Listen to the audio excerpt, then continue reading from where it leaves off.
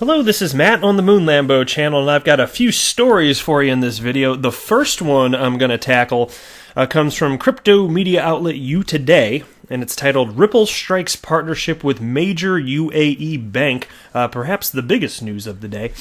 And I've also got this one titled Ledger Nano adds Solo support after new partnership with Sologenic. And this is notable mostly because Sologenic, of course, is being built on top of the XRP ledger. So I've got some comments for you on that and run through the story.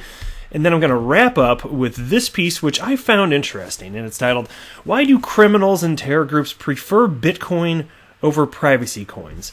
And you've perhaps, if you've listened to me in the past, perhaps you've heard me question, why is it that some of these idiot criminals are using Bitcoin instead of privacy coins? And we're perhaps going to get to the answer here. But before we go any further, if you would please delicately tap that like button. And if you are a fan of Ripple and XRP, you have most certainly come to the right spot. Go ahead and subscribe to the Moon Lambo channel. All right, let's go ahead and jump in now. And again, this one titled Ripple Strikes Partnership with Major UAE Bank.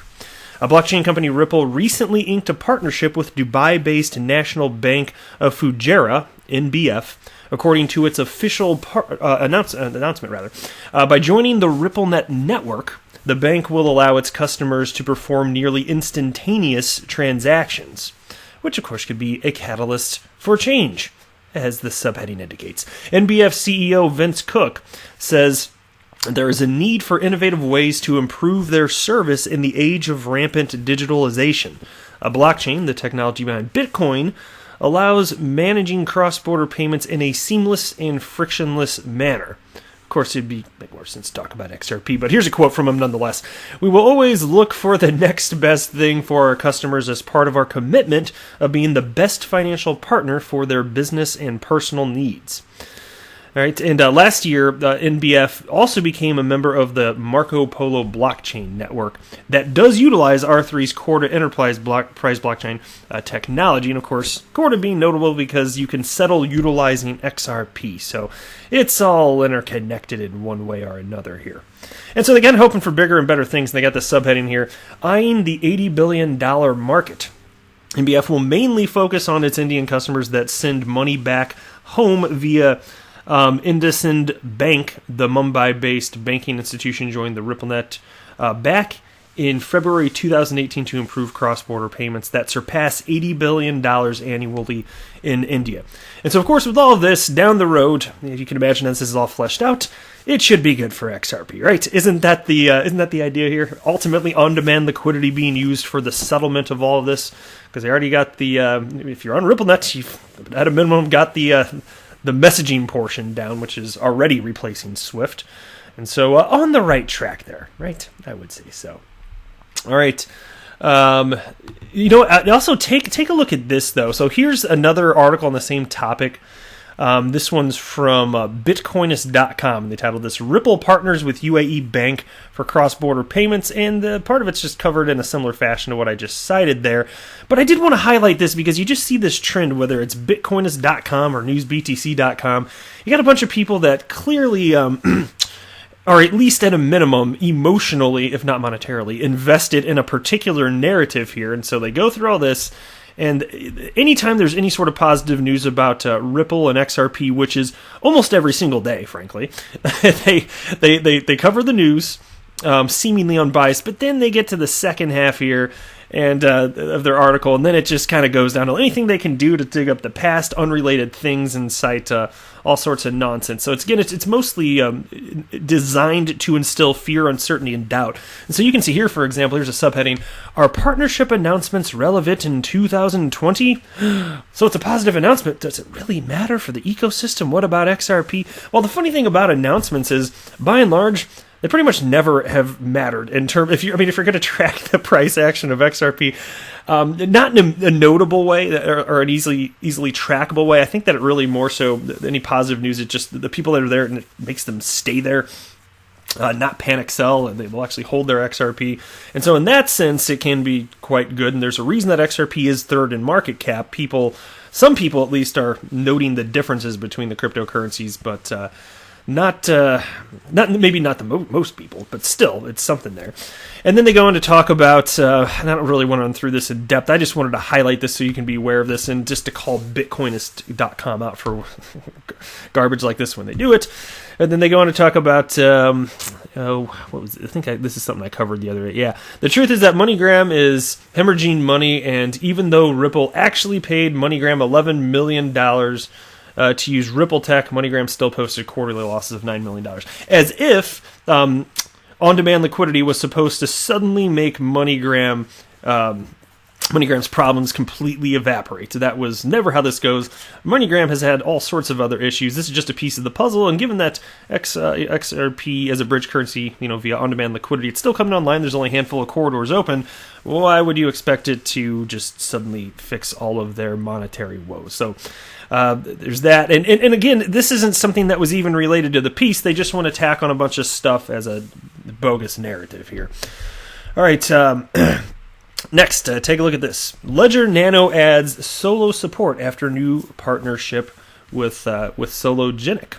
And I use a Ledger Nano S. They're pretty super duper here. So I just want to briefly cover this one. So CoinField has shared a press release with U.Today, which spreads the word about new partnerships made by Sologenic just recently.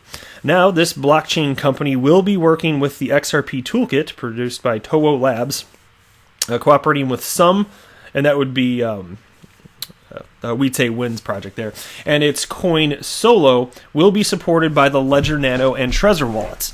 These crypto heavyweights are expected to increase the adoption of the coin. And so there's a sub in here, Solo to use XRP toolkit. Now, the main goal of Sologenic is to bring together cryptocurrencies and assets of the legacy systems like ETFs, precious metals, stocks, etc. It has recently struck a partnership with some to implement it on its Solo wallet and use it for tracking transactions as well as letting its clients access banking service.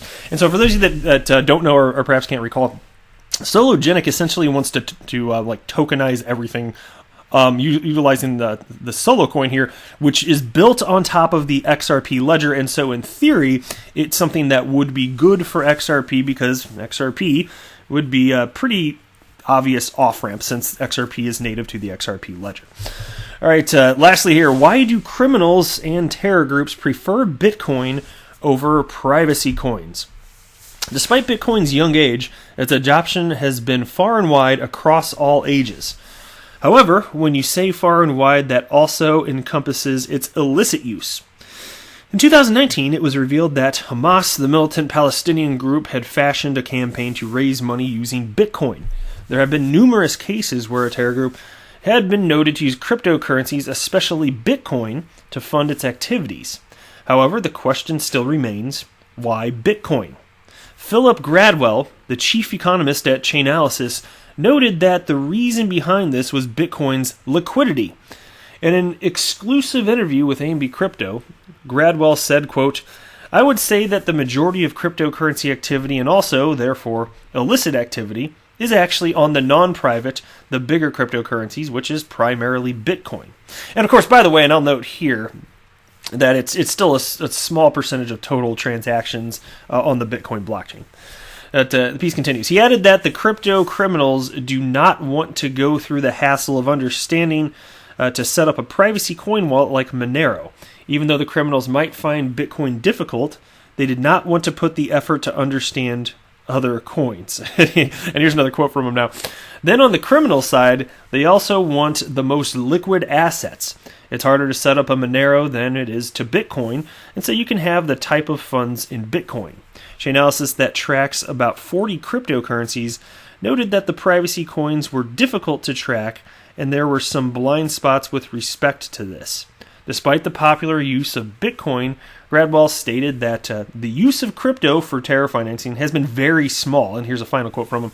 So it's very small. I should say, it's one of these things that is hard for us to get a complete picture of.